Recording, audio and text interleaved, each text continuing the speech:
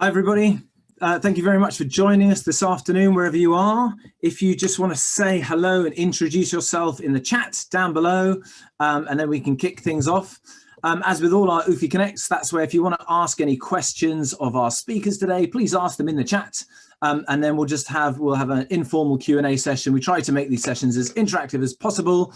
So the UFI team will come to you behind the scenes. And if you can turn your camera on, you can get to ask them face to face, which is very exciting. So Pascal, do we have any slides at the beginning?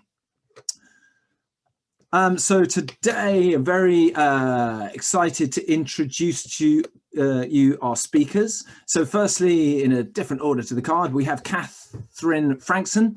Kathryn's the Director of Event Marketing at Informa, the global leader in specialized events and event intelligence. After 48 straight quarters, which I worked out as 12 years, tell me if the maths is right, selling exhibition space and custom event sponsorships, Kathryn launched Informa's sales and marketing team, modernizing demand generation.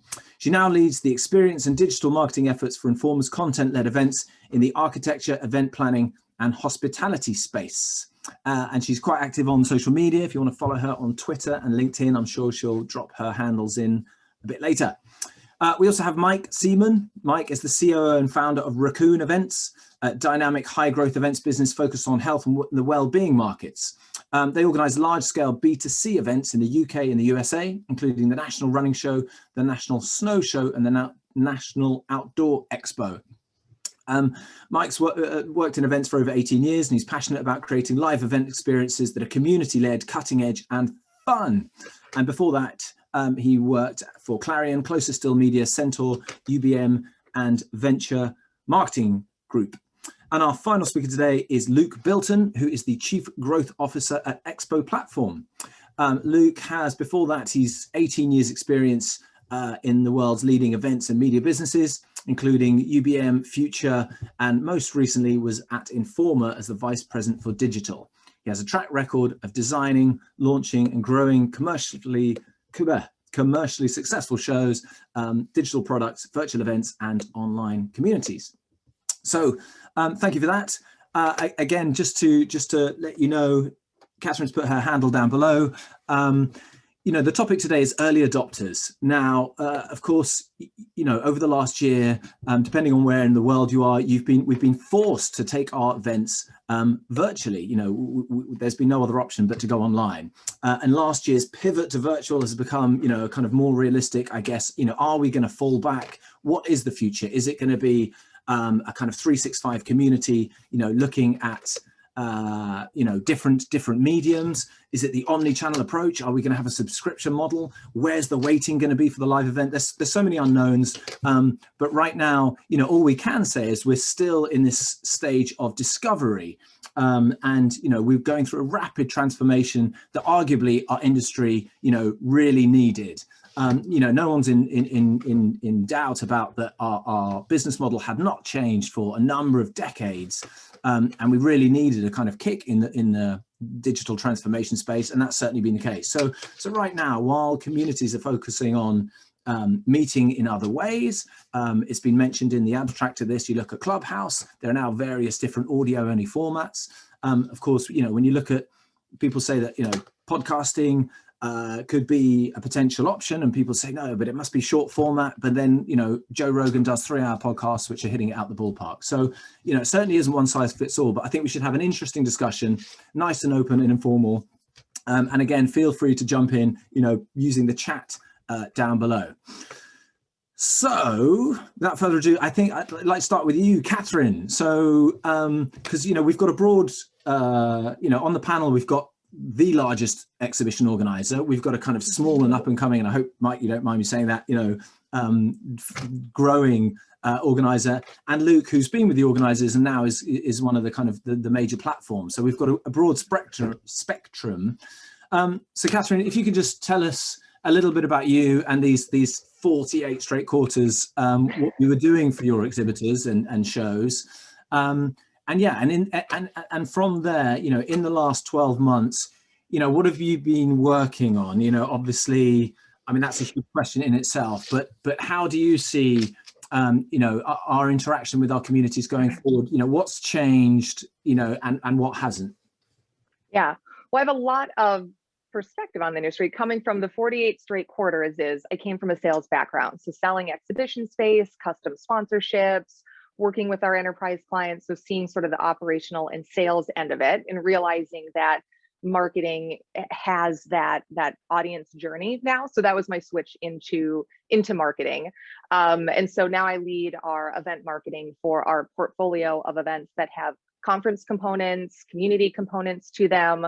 And we're in a lot of different spaces, which is interesting. So this year, and you touched on it, was the year, and being in marketing, probably the most exciting and interesting part of that was the level of audience insight that we gained, that we did not have before. Designing for large scale conferences and trade shows, our tentpole moments, and really gearing everything up to scale. And this year, I would say we made the move from marketing analytics to true customer journey creation. And that was really exciting. And the shift in thinking was going from broad to narrow. So moving into, we started, around kind of that same logic of, okay, we want to create, everything has to go digital. We're in a virtual space now. We need to create experiences for our audiences and get scale. And we quickly realized that when you nuance everything and you niche that down into more specific content, you have better engagement, you have better verification rates. And so that was directionally where we shifted as we kind of went deeper and deeper into virtual. But just to jump in there, I mean, I guess, going back, couldn't we have done that last year? The broad to narrow isn't about necessarily the tools. We had our, your visitor and you have your 3 profiles, yep. Let's say. Couldn't you, it's some people talk about micro tribes. Couldn't we have done this before and find the little, the small communities within our bigger communities? We could have, and I think we started to, and I actually would argue that it's still not the tools that's driving that. I mean, we had to take the step forward in tech, but a lot of it is the mindset and thinking through what do we want to create for our audiences and not just focusing on scale, not having that be the only thing that we're measuring. So we started to, but there wasn't as much. It was a bit of a heavier lift. We can move faster virtually. We had to, our audiences had more points of comparison. So that's a lot of what forced us into having to be more creative and testing and trying, because also if we put forward virtually what we were doing before and we didn't, there was no revenue attached to it, audiences, weren't signing up, or they did, but they weren't actually showing up, or we weren't even seeing the lift on demand. When you don't get the results, it forces you into change. So previously in an environment where you say, okay, we know we should be doing this, but things are going pretty well, it's a lot harder to get every different component in your organization to think differently and start programming differently. No, got it, totally. But just to kind of keep on the I guess the platform or the channels, is there anything that's kind of, what's it like a standout success this year, and perhaps something that hasn't worked so well? I would say what has worked well is, so in our portfolio, we've got hospitality, food service specifically. We have architecture and a design sustainability portfolio. We've got content, marketing insights. So what we found is that you have to find a way to ask the right questions and build programming specific to what those audiences will actually consume. So within our restaurant portfolio, of course, when everything with COVID happened, we started a big Restaurants Rise virtual event series. And initially it was not timed with when that audience would be consuming content. It was a little bit too long. And so we made it shorter, pithier, aligned we kind of got rid of some of the church and state between sponsors and our presenters. So we had some of our big suppliers partnered up with CMOs at fast casual restaurants to present their top insights, super short, put it during the time when those audiences would actually be online. Our expectation was mainly that they would watch it on demand. So I think being able to iterate, that's actually where we found a little bit more success in some of the events that we were putting forward. Great. And And in terms of, because obviously, we're talking about the content here, and the conference side of the trade shows translate well. How about the trade show part of the trade shows, which people have had less success with? Yeah, that was tougher. I mean, because initially we started with some of our events on virtual booths, and you do all the components that you're trying to get your audience. You're building spaces where they're going to do demos, and traffic wise, you just did not see that that's how our audience was wanting to engage with suppliers. Custom sponsorships, yes. So weaving them into programming, focusing on virtual events as a new digital channel. I mean, you can't compete with the physical version of your event, or you're going to be working against the wrong point of comparison. And you're also going to be leaving a lot of opportunity on the table. If you say, okay, virtual events are the biggest digital marketing channel. You're competing with Facebook, Google, YouTube, Instagram. That opens up the thinking to pulling dollars away from those events. And as organizers, and especially if you have an event and a brand that has media reach, and you start really going, okay, we're not just going to slap logos on things, but we're going to think in a really smart way about how to bring these partners in. How do we do an AMA series with them? Do we put them front and center? Can they actually interview the CEO? Can they do some intros? Do we help them make video content? We had to really format it instead of just going, okay, great, money exchange, we'll put you here, do your thing. You had to build out engagement, or you weren't going to see any level of renewal. Okay, thank you. There's some interesting points, and we'll come back to them later. But I'd like to move on. So I'm going to come on to Mike. So Mike, thank you for being with us today. Mike I'm definitely going to wrap up on time because he's got his driving test straight after this. So good luck with that, Mike. Mike, so can you tell us a little bit about Raccoon? Obviously, the running show was your first and kind of a runaway success. But like you've been launching, your latter shows you've launched. It's obviously, I guess, been digital. You've been launching throughout the pandemic. So can you tell us a bit about your journey? Yeah, I think we're obviously a straight B2C organizer. We operate in health and wellbeing markets. We've got 2 running shows in the UK, 1 soon to be 2 shows in the US, the outdoor show and the snow show. I guess that we are very firmly wedded to live. Our consumers want to come, they want to see, touch, feel the products, and we're a premium retailing experience. So not being able to deliver live is obviously a shot in the arm to us. But actually our long-term plan was always kind of a pyramid approach anyway, with the events almost at the tip of the pyramid as our way of accessing the communities. And then underneath that, we wanted to build sort of community engagement via digital platforms. And then as the bottom layer of the pyramid is we want to look into e-commerce as a way of sort of owning that cradle to grave customer.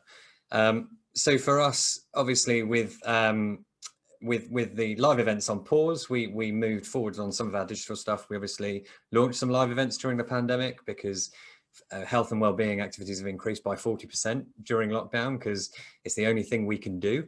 So we've got lots of people out running, walking, trying out new sports, which is great for us. So we want to be there, and our events are always launched on a 12-month plus cycle. So actually, as we're predicting and coming out of lockdown, we're trying to predict when to place those events appropriately. But in the interim, we've got a significant database of active consumers who brands want to connect with. So we've tried lots of ways to connect those customer buyers and sellers. We've done virtual events, we've done charity fundraising. We did an indoor relay, which was a Zoom call that ran for a month, where you had to run for an hour each inside the confines of your house, and that raised £45,000 for charity. We've done a virtual replication of a show, which was terrible. We had 2,000 people come to it and it didn't lose money, which actually I think makes it a success, but probably isn't a good business model. So that was okay. And then we've just finished a week-long digital festival on a new platform called Outside and Active, which actually is a content hub, a 365 content hub that sits underneath all of the sectors we operate in. And we did an 8-day festival on there where we had people like Ben Fogle coming and speaking. And that was actually really successful. So I feel like we've refined our digital proposition as lockdown's gone on. Oh, and we've launched a YouTube channel. That's been really successful. We commissioned our first film. We did 110,000 views on the first one that we published, which is pretty good. You don't make much money from advertising on YouTube, but actually by connecting brands and viewers, you can actually make money that way around. So the ad revenues are a bit of a sort of a rabbit hole in terms of YouTube, but actually selling sponsored videos, definitely an opportunity worth exploring. Interesting. Sorry, and that, you know, kind of echoes what something Kathryn was saying about separating the church and state, you know, between sponsors and content, because obviously, I mean, maybe, you know, we're not so familiar with the B2C side. You know, is that something that's, you know, that's the background you come from, is B2B. Do you think that's just the kind of market you're in, or do you think that's a kind of changing? Do you think that's something we can see more of now, you know, like that the sponsors can and should be part of the content generation? I think they can. I think it needs to be curated. I think ultimately whether you're in B2B or B2C, it's about connecting buyers and sellers. And you need to do that in a meaningful way. And not all, you know, if you're letting a brand talk directly to a customer, then you need to really curate that content, because if it's a hardcore sales pitch that's not interesting or valuable, then very quickly your customer is going to walk away and not be engaged. Sure, no, absolutely. Thanks, Mike. So we're going to now jump over to Luke. So Luke, we were talking about the 365 platform, and here he is. So Luke, you know, again, thanks for joining us. You know, we know ExpoPlatform. We actually kind of worked with them at UFI a couple of years ago. You have the organizer background, you know, just joined. So tell us, you know, why did you possibly go to the fastest growing sector of the industry? Yeah, well, I mean, it's a fascinating time in event technology right now. So ExpoPlatform had 400% growth last year. Other virtual platforms are seeing something similar. And for me, it is where a lot of the interesting insights, some of the most fascinating stuff that's happening right now is on the technology side. So, you know, things like, so rather than just sending people to, so having your marketing technology acquire people, warm them up with the community, and then send them into this great big concrete box in East London. What's been fascinating has been actually seeing the interactions, the usage data, who's been meeting with who, that whole digital exhaust which you get from virtual platforms, I think is absolutely fascinating. And it's something which I hope we don't lose actually as we go back into the hybrid and physical as it starts to return. And also, I mean, for many event brands, it's been the first time you've really been able to drill in and say, oh, this micro community here exists, and this is what they're doing, to the points Kathryn was making, the kind of content that they're consuming, the other people that they're meeting with. One of UBM Informa's brands, Roots, is a brand that's always done meetings, and they've always had a meeting scheduling system. And we used to drill into that data, and we came out with some projections in the aviation space which suggested that 30% or there or thereabouts of airline routes, we could trace them back in some way to a meeting which took place at a Roots event, whether that's World Roots or Roots Asia, one of them, around about 30%.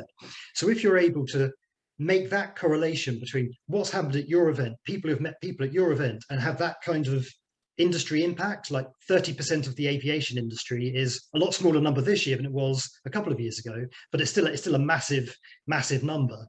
And that's where I think this gets really interesting. So everyone's jumped onto these virtual platforms. People are starting to figure out how best to use them. Hopefully, I think the next stage in the evolution of the events business will be, well, how do we harness that data, and what are the new products, the new services that we can put this really interesting, enriched data to? Yes, and you know, talking about the data, that's a whole other question, which is kind of ongoing now. You know, the ownership of the data. Let's say for years, obviously we not grapple, but we understand the relationship with the registration companies very well. Suddenly, we're in a whole new kind of new world. I wanted to ask you all about, and I'll start with you, Kathryn, about again, sort of communities that, you know, our communities often meet outside our own platform. So let's take Clubhouse, for example. You know, it could be on a certain event or a certain topic, and people will go off and they will kind of connect and have those meetings there. You know, how do we deal with that? Should we try and support it? Should we try and kind of replicate it? Are we concerned about that? I mean, you mentioned, you know, you're competing with Facebook and the like before. How do we, you know, what do we do with these kind of new platforms that are kind of springing up? Well, you have to make a decision at some point. You're going to have to support where your audience wants to live day to day. There's no way. I mean, I've seen, you know, demos over the years where it's like, oh, this is, you know, pick everyone off of LinkedIn or Facebook. We know we can't compete with that level of attention. However, and Luke touched on this, when you start to look at if you're running a series of virtual events, and maybe you're also doing, you know, we're doing content, we've got white papers, we've got you know, meetups, you have all of these opportunities for your audience to opt in.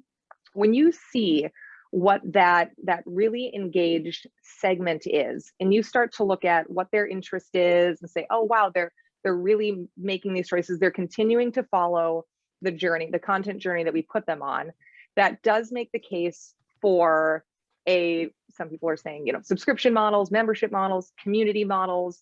You can build that out, but you have to make sure that there's enough content for it to be valuable. That's what we're competing with.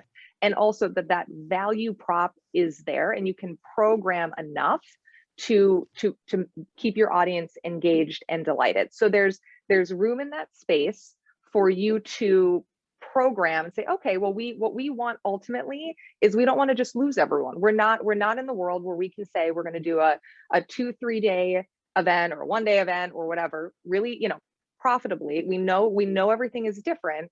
So we want to be talking to our audiences more. We want them more connected to our brand, or we want to at least lead them up to that event if that's still what we're, you know, designing around.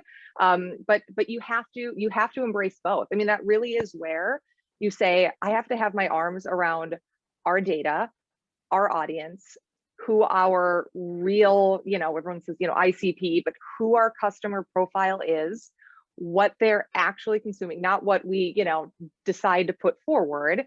And then we make some choices on if we can build something or keep creating events that they can take part in. And if not, you let them have that community on, you know, on the platform that they're going to anyways. And then you bring your voice into that. Okay, and Mike, I see you nodding. I mean, anything to kind of add to that? I mean, is that how you see the alternative? Yeah, totally. I mean, we rely a lot on micro community groups to make our events happen. So we enable small community groups but we support them, we give them funding, we give them access to our show, etc. And we almost create a massive fence around the entire area we want to operate in. So running or outdoor or snow, and then we just invite everybody in, and we bring in those small groups. I think the difficulty is knowing where to focus your attention, because if you try and do everything, you will do everything badly. So do a few things well, and actually you don't need to own every place that your visitor or exhibitor operates in. You just need to pick the areas that you want to own, and you need to make sure that you own them completely. And for us, by supporting run clubs, by supporting virtual meetups, by supporting races and things like that, that actually enables our live events to go ahead, because in turn they have a vested interest in our success because we're already funding them. And we even do that with money. So we have like a grant scheme where we actually fund people to go out and set up small community groups like that, which again really helps us. Perfect, thank you. And just to open to the audience again, if you want to ask any questions, please let us know. Also, I'd be if anybody here has created a different community platform or has the experience of it, you know, good, bad, or ugly, please let us know. So, just curious now to ask about the desire, if you like. Well, the desire to return to live, you know, and the flip side of that is you know, the success people have been having digitally, because obviously, well, some of the research that we've done with Explory shows that it's counterintuitive in that it shows that the more that people or sponsors and exhibitors have experience of digital events, the more likely they are to have better outcomes and to be predisposed to sponsor in future. I mean, is that what you're finding, or you know, do you think there's some people that aren't so, you know, are really keen to kind of push the envelope on the digital and are kind of like they're willing to go all in and sort of less keen on the live, or how do you see it? So I'll start with you, Mike, if I may. Sorry, Luke, I'll come to you in a sec. No, so for us, it's a huge desire to get back to live. I mean, I've got an event that's due to run in July in the UK, and that's got 17,000 tickets. We're selling faster than we've ever sold. So the consumers are desperate to go back. Exhibitors value that face-to-face connection in our space, so that's really important. However, what I don't think that means is that you put down this amazing new tool that you've been given over the last 12 months and you don't use it again, because actually we've got another tool in the toolbox. It doesn't mean that the old tool was broken, we just weren't able to use it. So our live events are going to be just as good as they were. If your live events were great, amazing, and delivered high value to your visitors and exhibitors, they will continue to do so when they're allowed to run again. If they're a bit shonky, they might disappear. And if your virtual events are good and deliver great value, then you should keep running those as well. You don't necessarily have to be one or the other, and you don't necessarily have to try and mash them together into what people are calling this hybrid version, which I personally would never work for my audiences. Virtual works for us, live works for us. For us, hybrid, no. Okay, and Luke, same question for you, because obviously, you know, now ExpoPlatform can provide this kind of this you know, one of the one-stop shop, if you like, the whole experience. Whereas before, I guess, you know, you're just kind of looking at a certain part of it. How do you see it? I mean, where you know, I guess even the same organizers that you're working with have different approaches for different shows and different parts of their business. Where do you? Yeah. I think everyone's got their own approach, and every, it's a bit of a cliche to say every market's different, but every market is different, and it does need its own product market fit to really figure out what the best tool is and to adapt it. So it isn't just a case of taking a platform and chucking it at a problem. It does need working on it and customization. So there's two main things, I think, for me, which feel like they're priorities from a platform point of view. One of them is around hosted buying. So we're having loads of conversation with organizers at the moment who the AI matchmaking has been working for them, but they want to do more of that, more purposeful meetings, and figure out how to drive people back into venues. And if you've got, you know, VIP hosted buyers who've got lots of meetings pre-booked in, they're much likely to actually turn up than if the only contract they've got is with the organizer themselves by filling out the registration. So I think hosted buying and that sort of VIP concierge service is a really important piece for the next, you know, 12 months or so. And the other piece, which I don't think virtual events has solved at all, is the exhibitor ROI, exhibitor experience. So visitors generally, it seems to have actually worked pretty well for them in many cases, particularly content-led shows, which do well. But that whole, I mean, you asked about it earlier, Nick, like the whole trade show element of exhibitors meeting with buyers. I think Exploria is saying it's minus 48 NPS or somewhere around that as an industry benchmark for exhibitor NPS. That's a big problem. And it was before the pandemic. Exhibitor NPS was already negative, which is a fundamental problem for the exhibition industry. So as to what can answer that, one of the interesting things I think since the pandemic is that is e-commerce, and how every year e-commerce as a percentage of the population ticks up by about a percentage every year. And in the first 8 weeks of the pandemic, it went up by 10%. So that's a whole decade that we've leapt ahead in terms of e-commerce in the first 8 weeks of the pandemic. So the challenge there and the opportunity for event organizers is, how do you take a piece of that? So how do you shift your community into a more transactional space? So if your show's a transactional show that's connecting buyers and sellers, generating leads, then how do you create a lead generating marketplace? Or if, I guess in Mike's example, if you're a bit closer to the consumer, how do you create e-commerce, direct e-commerce revenues out of it? That's a huge opportunity, and operates well outside of just the 3-day event period. Buying and selling happens year round when the buyer wants it. So that's a real shift that can happen. It's a 1.8 trillion opportunity to get into marketplaces, and there are niche B2B marketplaces all around the place. So those two things, hosted buying to support the event, make the event more valuable, but how can the world of event organizers get really into that transactional marketplace space? Thank you. And Kathryn, coming to you, because obviously, you know, in the States, there's a bit of a mixed bag in terms of, you know, some states you're open and running shows again, yay, and some not. So, you know, shows that you're working on will be at different stages, you know, in that cycle. Yep.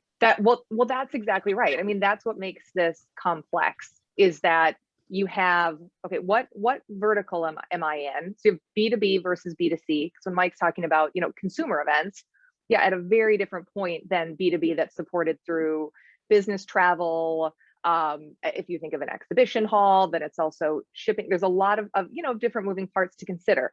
Then you have, where are we, you know, regionally, where would your event take place?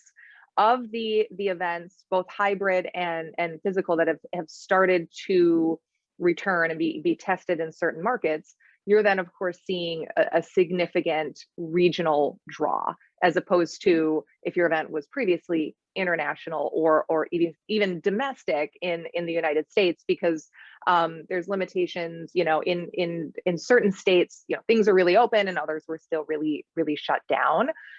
So it is, and Luke touched on a couple of interesting things, which is one of the things that when you talk about redesigning and all this, like, oh, event stopped and we had to rebuild everything, it's true, because the lives of your audiences, whether they're, you know, sponsors, exhibitors, speakers, or your attendees, have completely changed.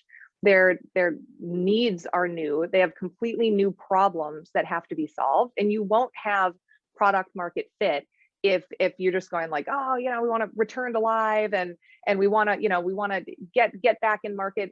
You have to be running surveys. You have to have, you know, focus groups, advisory boards. You have to be talking to your audiences, because otherwise, if you don't have those right data inputs, you're not going to, you know, make that build out for whether it's Q4 2021 or 2022 in a smart way. And I think anyone who is, it's different for every event, but digital, virtual, if you don't have that as part of your audience strategy, whether it's acquisition, oh, we just want to be providing you relevant content, ways to engage, you know, this will help with our brand health, even if it's a build up to something greater, because I think Luke said it very well, which is that business is done all year round.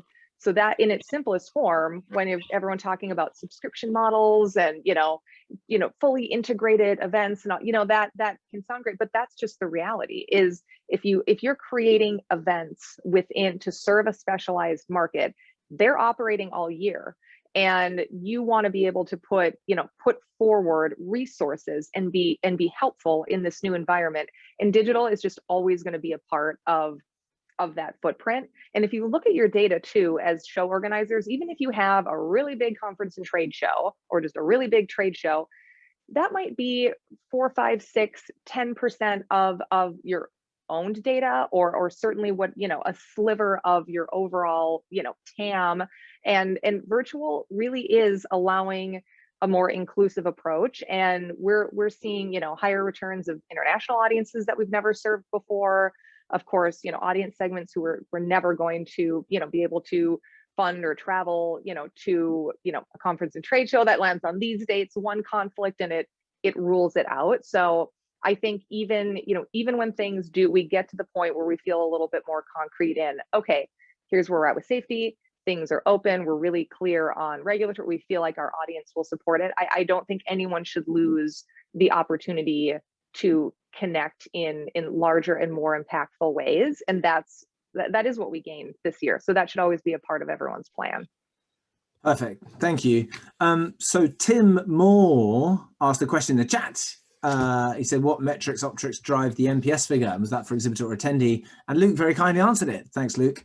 So yeah, you can see that research from Explored there. As Luke referenced, I think, yeah, the NPS for exhibitors was around -40 or something before. It was really bad. So we still have some work to do in the industry.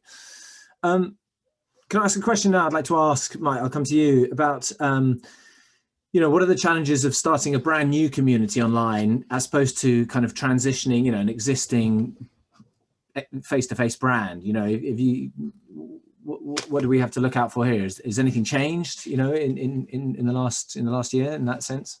Yeah, there's loads of new ways you can do it. There's loads of places you can play. You've mentioned Clubhouse a couple of times. I find we're flirting with Clubhouse at the moment. We're yet to see the value in it. For our B2C audience, it doesn't really deliver a lot because there's not enough people on it. But the B2B, there is maybe some stuff to be done there.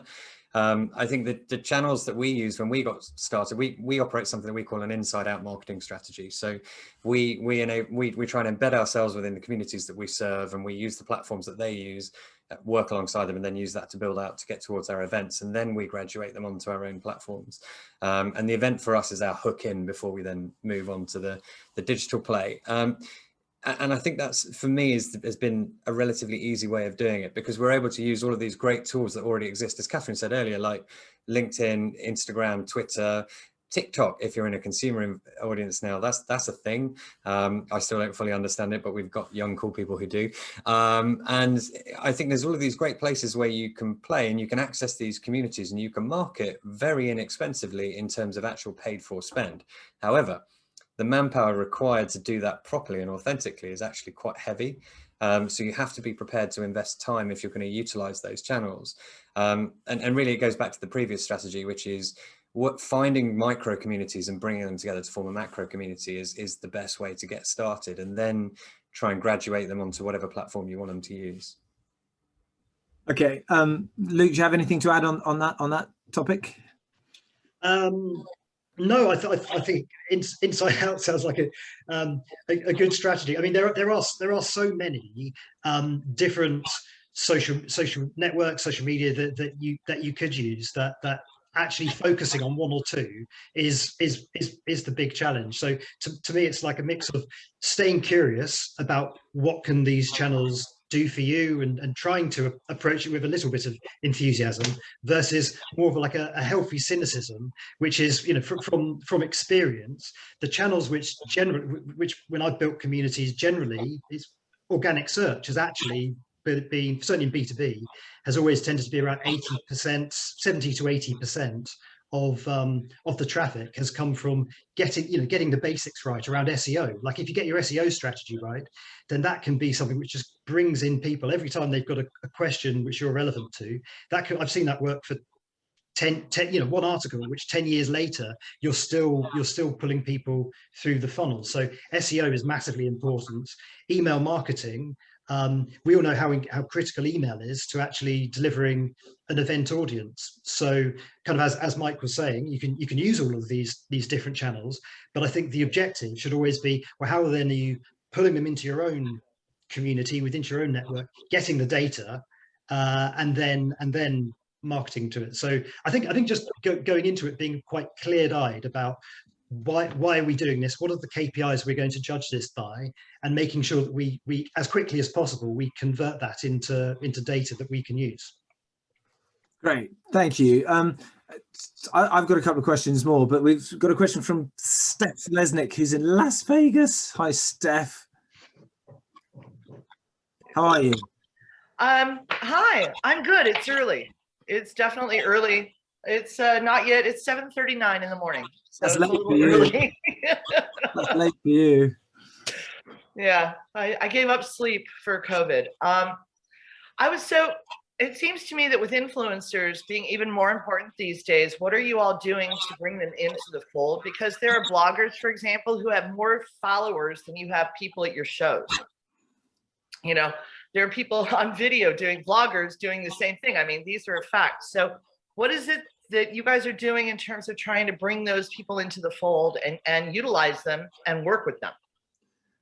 Thanks, Steph. And just to say, Halden from Izmir in Turkey has actually just asked a similar question about influencers. So influencers, Kathryn. I love this topic. And hey, Steph, good to see you. I was just in Las Vegas, actually. So yeah, influencers, we've started heaving up in the influencer space this year. Stephanie is exactly right. When you think of you're competing for attention, and you have your own databases, you can run paid, do your lookalike audiences based off of who you have. But the reality is, as brands, and certainly as event brands that are not living, day to day as a consumer brand in your audience's life. It's harder to break through those big new opportunities. And influencers, micro influencers, they have community, big communities that follow them. So I would say historically how it's been done is, oh great, we'll leverage those influencers as speakers or ambassadors, as partners of the event. But it was still really centered around, great, use your speaker graphics and promote that you're going to be speaking there, and we'll give you a promo code or an affiliate link, and hope that drives traffic. And now we're thinking about it a lot more in terms of overall brand acquisition and audience building. So not just this tail into, oh, did so-and-so generate however many promo codes specific to a conference pass at the event, because you have to, your acquisition strategy is so different. So we're doing a couple of things. I mean, there's paid influencer strategies, there's, still partner barter influence strategies, depending on what markets they want to go do. A lot of it that we're developing, we're not using, at least in our teams, we're not using agencies necessarily. We're doing it one-to-one. So kind of thinking of ourselves as it's hard to run an event without a level of specialty knowledge of your market. I think those days are over. So thinking of yourself as a community manager and then going, okay, who are the personalities that we think will really resonate, and we'll be able to, it'll be smart, it'll make sense, it'll be beneficial for them, it'll feel like a pure alignment, and then coming up with whatever you think that right content strategy is from there, and having that be a conversation. But we've just been doing it all one-to-one, as opposed to saying, okay, great, find X number of micro influencers. But it's something that we've moved into quite a bit more this year. Okay, thanks. And Mike, I know that's been kind of key with the running show, is kind of these big name runners, and to be part of the community and have these inspirational figures was kind of crucial from the get-go. So yeah, we have a huge influencer strategy, and it breaks down into different parts. So the first part would be our ambassador strategy. So people can apply to be an ambassador for our brand, and if they meet the criteria, which isn't always based on followers actually, then they get sent a t-shirt, a promo code, they get sent goodie bags, they get private access at the show to certain things. We have an army of 100 on one of the shows that we operate, and this little army just goes around and talks about our show in the way that we talk about it, using the right language, the right vernacular, the right style. It's just brilliant for us, and that's a really key part of our marketing strategy. And we have a little army for each one of those shows, and it costs us a t-shirt and a goodie bag and a bit of time for a call once a month. I think I may have undersold somebody's job, because there is somebody who has to actually look after them, so I'm sure it's a bit more work than that. The other piece that we have is then working with paid influencers and speakers in a traditional way, as you would normally. But again, I would much rather have somebody who talks about my brand consistently in the language that we like and loves our brand and understands it, than someone who posts once for a paid fee. And I think that's somewhere where you need to be really careful. Nothing sells better than a recommendation. And if there is somebody that your audience trusts that is going out there telling them that your show is great, or your event or your website or community is great, fantastic. But if that's their 15th post of the day, half of which have been paid for content, it gets lost. So you really need to, rather than just throw money at it, it needs a proper strategy and time and thought.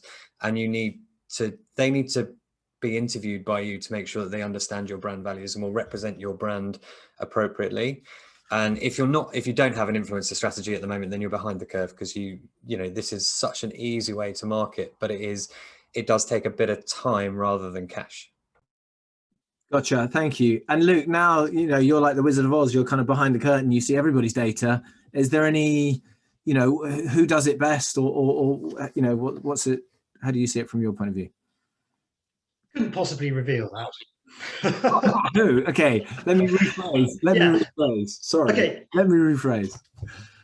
So when it comes to data, I mean, one of I think certain people are much smarter about their data usage than others. I definitely would say that. So, and actually, we've just published our own, I'll show it in a link, like a data manifesto on this, just a relatively short blog post. But there's different ways of treating data. So there's and sort of our philosophy is that organizers have to retain control of their data, because like the data is the lifeblood of your event. It's absolutely critical that you keep that. And I think that events is kind of almost at the same crossroad that publishing was at about 10 years ago, when we were all sending people onto Facebook and like actively marketing people to go to join our Facebook group and connect with people there. And then, of course, what Facebook did was they started cutting back on your reach and making sure that you had to pay to play to reach the people that you sent there in the first place to form the group. And there's a danger that events is in a very similar place to that. And lots of the platforms which currently are being used, you don't actually control the data on it anymore. It's the platform that controls it. So our view is the organizer should always control the data, and any platform you use should be the processor. That applies to virtual event platforms, but it also applies, of course, to those which are more overtly positioning themselves as social networks, like a Clubhouse, say. If you're directing your audiences onto Clubhouse, and I think it's worth doing, like to test and to see if it works for you. But in terms of, for me, that doesn't feel like a long-term strategy, because you're encouraging people to go onto a platform that you don't control, and other people can go in there and, essentially, take that audience, use that audience for their own needs. So I don't want to be too protectionist about it and saying everything should only happen on your platform, because it shouldn't. But just being, again, quite clear-eyed about why are we doing this? We're engaging here for a purpose, which is ultimately we want to take those users, the data, into the customer experiences that we're designing, rather than the ones which our competitors are designing. So there is a risk there with the democratization of virtual events and different places where people can conjugate. The existential risk is that organizers will be completely disintermediated from that if you're not careful. Yes, quite a big risk then. And if anyone's interested, we're going to have a session on that, the data, who owns the data, at the forthcoming European conference, with hopefully some of our esteemed speakers joining us again. So we actually haven't got that much time left. So a quick question on audio. We've mentioned Clubhouse a few times.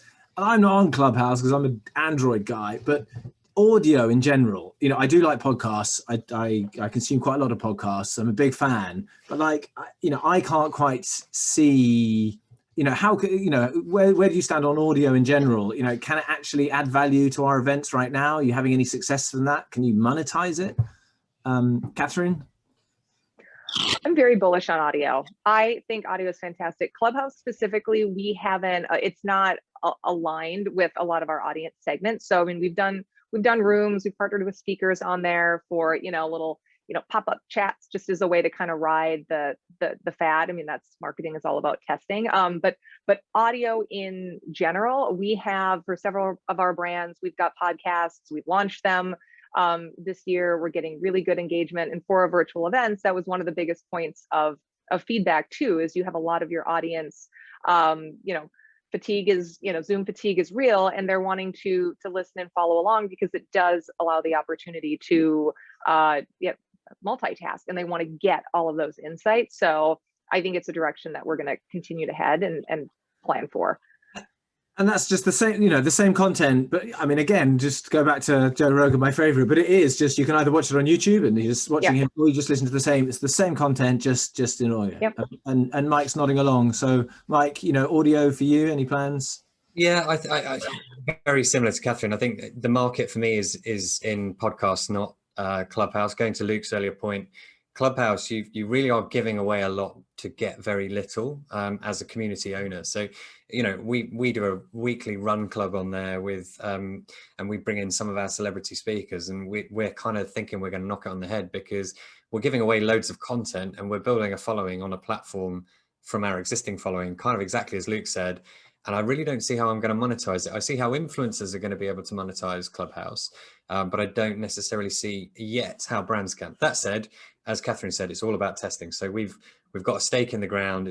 We're not putting a lot of time and effort into it. We'll keep an eye on it and see how it develops. However, podcasts, our audience is very active. And I think what a podcast does, as opposed to a vodcast, is it gives you the opportunity to do two things at once. And we know our audience are active. We know they spend time outside running or doing whatever. And actually at the same time, they can also consume our content. So podcasts for us are something that we are starting to explore further.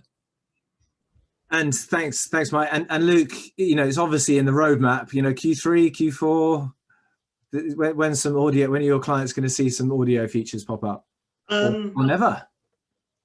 I don't know. I mean, I personally love podcasts, and so I launched my first podcast with T3 magazine which was when the iPhone first came out. So our brand DNA at T3 Gadget magazine was all about chasing the early adopters. So we launched our first podcast then. It was at the top of the iTunes charts for technology back in 2007 or whenever it was. Since then, it's like podcasting had a little bit of had an early adopter phase.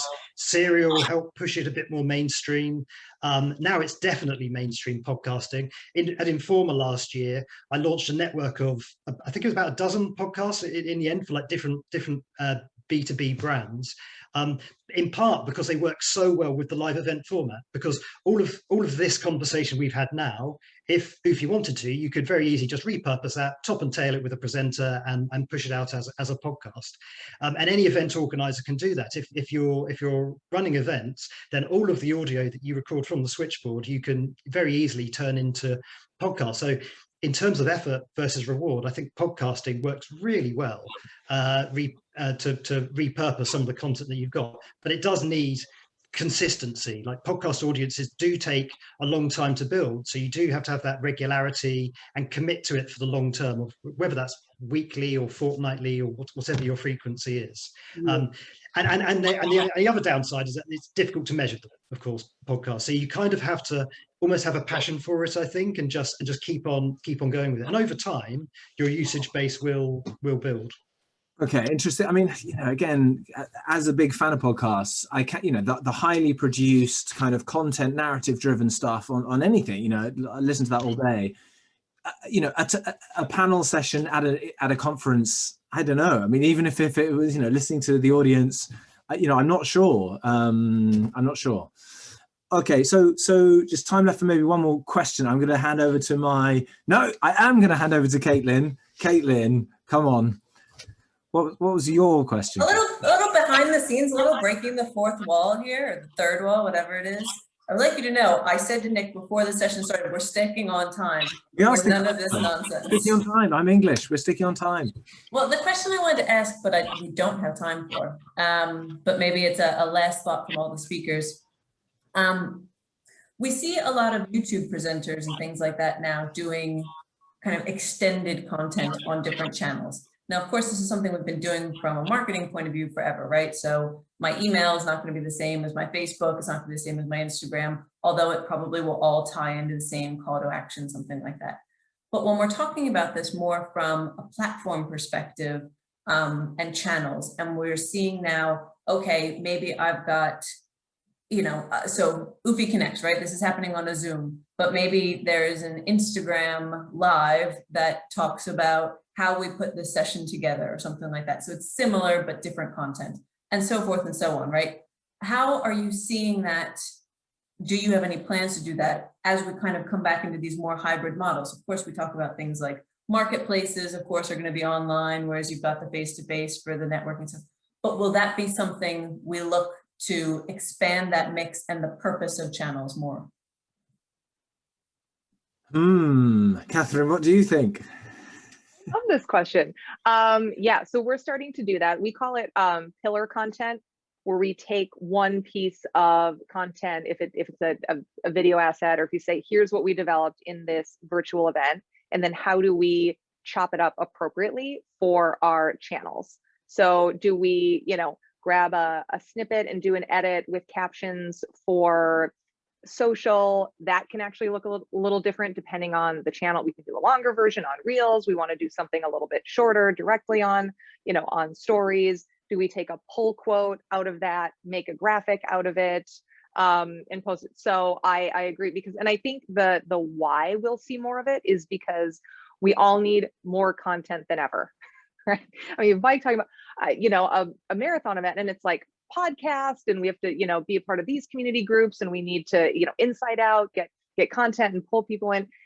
You really do, you can make the choices about your channels, but you have to have a pretty solid omni-channel presence, no matter what your event or brand is. So, in an email cadence, if you're blogging, if you're doing a newsletter, social, certainly.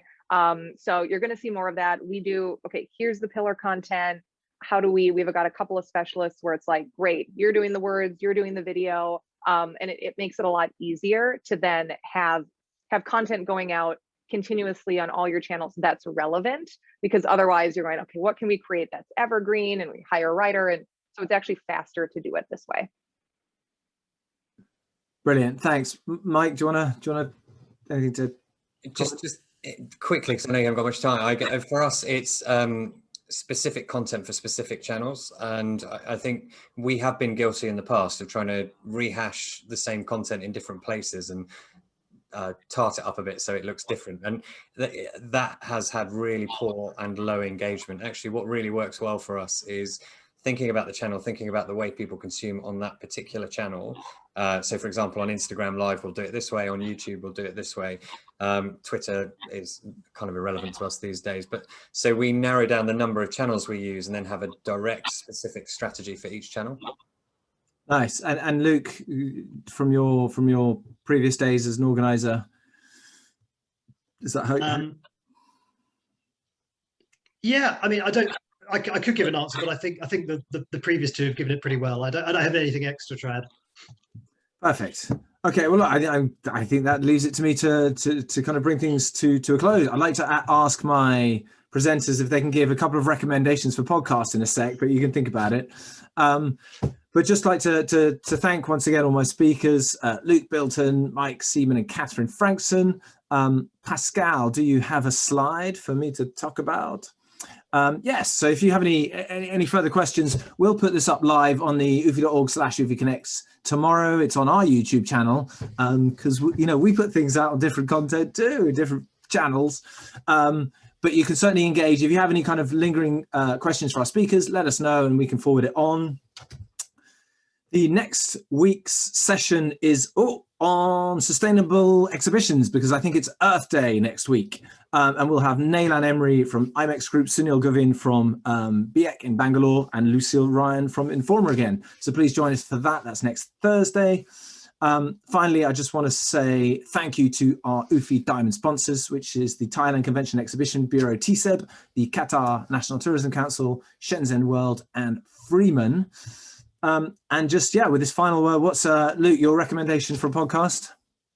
Ooh. Commode and Mayo. Yeah. Film review, like very good film review. It's Mike. I like running. There's one called Bad Boy Running podcast. So if you like running, it's quite cool. Nobody likes running, Mike. Bad Boy Running. I know. My whole business is built around that. Wait. Kathryn. One of my favorites actually is coming from sales and going into marketing. I love studying as much about marketing as possible, but it's the B2B marketing show. And it's just up to the minute tactics, new things that are being tested. And it's really interesting. Okay, B2B marketing show. I'm kidding, Mike. Everyone, hands up if you're a runner. Hands up. Come on. Perfect. So listen, thank you all for joining us. It's been a really interesting discussion. Barely scratched the surface, but then hopefully we can do it again soon, but face to face somewhere. So thank you all again, and look forward to seeing you on the next one.